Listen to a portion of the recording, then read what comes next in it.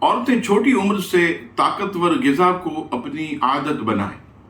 ناشتہ جو کہ بہت اہم ہے۔ اکثر خواتین چائے پاپے، چائے بسکٹ اور بعض تو صرف چائے ہی پر گزارا کرتی ہیں۔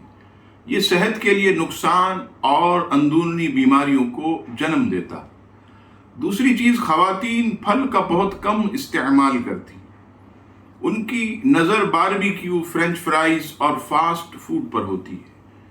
یہ چیزیں بھی ان کو بہت نقصان پہنچاتی ہیں اور اندرونی بیماریاں بہت زیادہ پیدا کرتی ہیں، جبکہ پھلوں کا استعمال جسم کو اسمارٹ رکھنے کے ساتھ ساتھ اندرونی قوت پیدا کرتا ہے اور دل و دماغ کو فرحت بخشتا ہے۔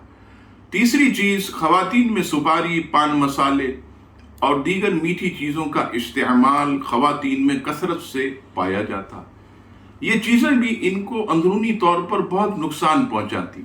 ان کی جگہ کچھ ڈرائی فروٹ کھا لیا کریں، مثلاً بادام، کچھ پستے، کشمش وغیرہ کا استعمال کریں۔ پھر دیکھیں انشاءاللہ تبارک و تعالی اندرونی بیماریاں پیدا ہی نہیں ہوں گی اور جسم جو ہے یہ عورت کا توانا رہے گا۔